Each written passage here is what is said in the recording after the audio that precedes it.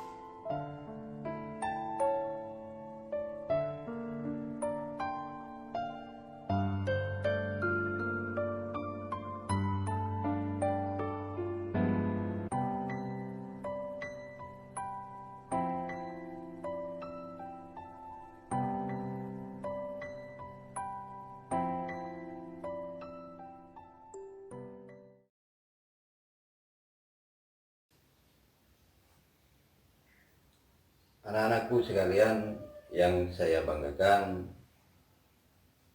setelah kalian menonton tayangan video tadi, tentunya kalian sudah memiliki gambaran awal tentang gerak pada hewan. Nah, untuk menambah pengetahuan kalian tentang gerak pada hewan, maka kalian simak penjelasan dari Pak Guru tentang gerak pada hewan berikut. Saya awali dengan landasan teori. Pertama, setiap makhluk hidup pasti bergerak. Karena salah satu ciri dari makhluk hidup itu adalah bergerak. Seperti halnya dengan hewan. Karena hewan itu termasuk makhluk hidup, maka hewan itu pasti bergerak. Yang kedua, gerakan pada hewan terjadi akibat rangsangan, sistem saraf, dan alat gerak pada tubuh hewan tersebut. Kalau tumbuhan karena pengaruh rangsangan saja, tetapi pada hewan itu karena rangsangan, mungkin disentuh kemudian bergerak, kemudian sistem saraf atau koordinasi dari otak berkeinginan untuk bergerak, dan alat gerak pada tubuh hewan tersebut berupa kaki, sayap, tangan, seperti pada kera ada tangannya dan sebagainya. Nah, itu alat gerak pada tubuh hewan. Yang ketiga, gerak pada hewan bersifat aktif karena gerakan hewan dapat berpindah tempat. Berbeda dengan tumbuhan. Kalau tumbuhan itu bersifat pasif karena tidak bisa berpindah tempat. Sedangkan hewan itu pada saat bergerak, dia itu bisa berpindah tempat. Selanjutnya, skema gerak pada hewan. Gerakan hewan kita bagi menjadi dua, yaitu gerak hewan avertebrata atau invertebrata dan gerak hewan vertebrata. Apa maksudnya? Gerak hewan avertebrata adalah gerakan hewan yang tidak memiliki tulang belakang. Artinya dia tidak punya tulang yang ada di dalam tubuhnya, seperti cacing, ulat, ubur-ubur, dan sebagainya. Kemudian gerak hewan vertebrata, yaitu gerakan hewan yang memiliki tulang belakang. Artinya di dalam tubuhnya itu ada tulang, ada ruas-ruas tulang belakang, seperti sapi, ayam, ular, dan sebagainya. Nah, gerakan hewan avertebrata ini kita bagi menjadi tiga, yaitu gerak peristalsis, kemudian gerak merayap, kemudian gerak terbang. Ada gerakan terbang untuk hewan avertebrata atau hewan yang tidak memiliki tulang belakang. Kemudian untuk gerak hewan vertebrata ini kita bagi menjadi 5, yaitu gerak berenang, gerak berjalan, gerak melompat, dan gerak melata, serta gerak terbang. Ada gerakan terbangnya juga. Nah, penjelasan tentang gerak-gerak ini adalah sebagai berikut. Gerakan pada avertebrata. Pertama adalah gerak peristalsis. Gerak peristalsis adalah gerak tubuh hewan berupa memendek atau mengkerut dan memanjang. Jadi tubuhnya itu pada saat bergerak memendekkan diri dan memanjangkan diri.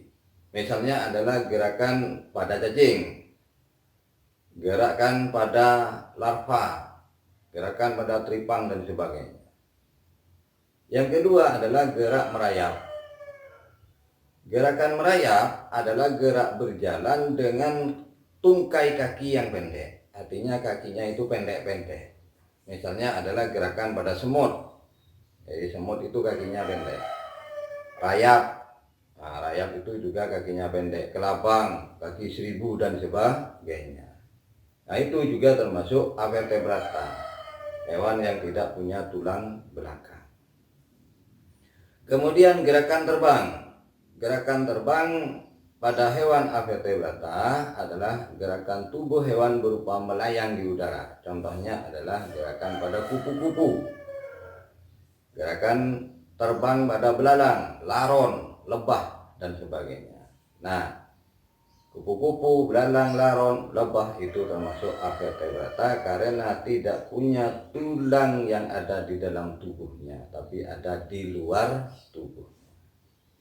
Paham anak-anak? Ya, baik, kita lanjutkan. Gerak pada vertebrata. Gerakan pada hewan vertebrata atau hewan yang memiliki tulang belakang di dalam tubuhnya antara lain 1. Gerak berenang. Gerak berenang adalah gerakan hewan berupa melayang di dalam air. Jadi dia itu melayang-layang di dalam air, bergerak di dalam air. Nah, contohnya adalah gerakan pada ikan, gerakan pada berudu. Anak katak yang masih kecil itu berudu itu ada di dalam air, berenang juga. Lele dan sebagainya. Yang kedua adalah gerakan berjalan. Gerak berjalan adalah gerakan hewan berupa melangkah menggunakan kaki. Kalau langkahnya itu pelan namanya berjalan. Kalau langkahnya itu cepat namanya berlari. Jadi antara berjalan dengan berlari berbeda pada kecepatannya saja. Contohnya adalah gerakan pada kambing, gerak pada sapi, ayam dan sebagainya. Ayam juga berjalan. Selain terbang, ayam juga berjalan. Yang kita lihat sehari-hari ayam itu berjalan. Terbangnya jarang. Yang ketiga adalah gerakan melompat. Gerak melompat adalah gerakan tubuh hewan berupa lompatan menggunakan kaki. Contohnya adalah gerakan pada katak. Jadi katak itu melompat. Kanguru, tupai dan sebagainya. Yang keempat, gerak melata. Gerak melata adalah gerak tubuh hewan berupa berjalan dengan tungkai kaki yang pendek sehingga dada dan perut hampir menyentuh tanah. Contohnya adalah gerak pada kadal, gerakan pada cecak.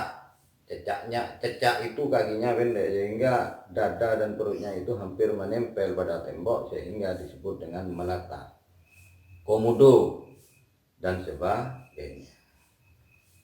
Kemudian yang terakhir adalah gerak terbang. Gerak terbang dari hewan yaitu gerak tubuh hewan berupa melayang di udara. Contohnya adalah gerakan merpati, ayam, elang, kemudian kelelawar dan sebagainya. Nah, kembali kepada pembahasan tentang tayangan video yang sudah saya tayangkan tadi.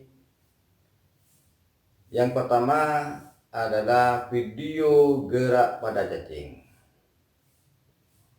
Jadi video gerak pada cacing tadi tolong diingat-ingat. Cara gerak cacing yaitu menggeser tubuhnya.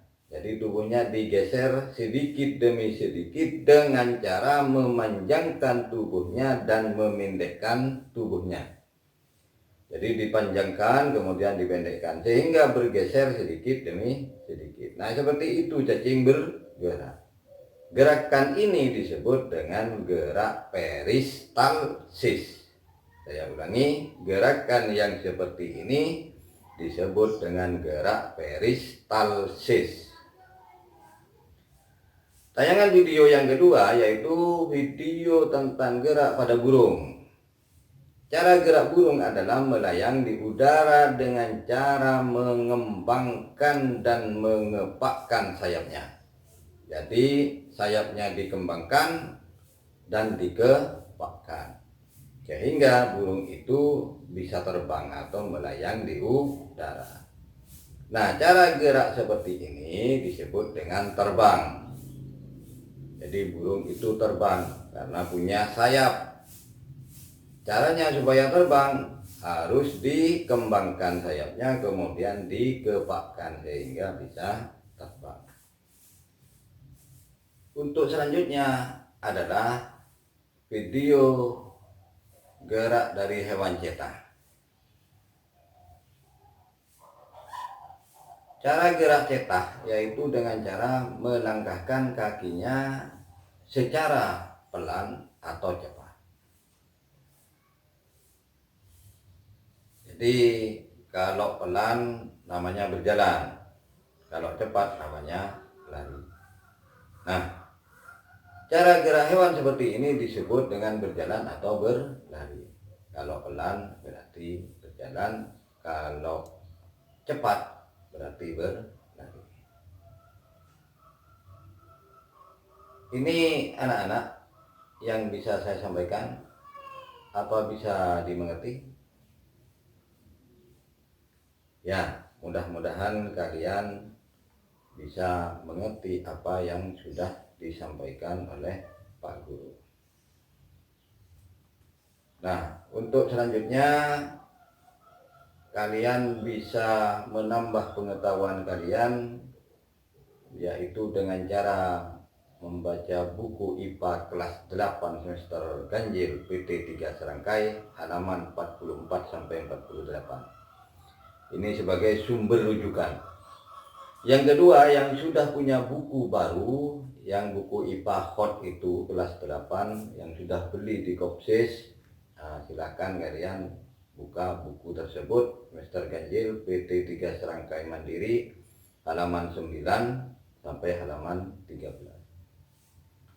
Atau yang ketiga, kalian bisa browser ke https://sindonesia.com gerak hewan. Nah, silakan kalian browser ke ini untuk sumber rujukan kalian. Yang keempat, kalian bisa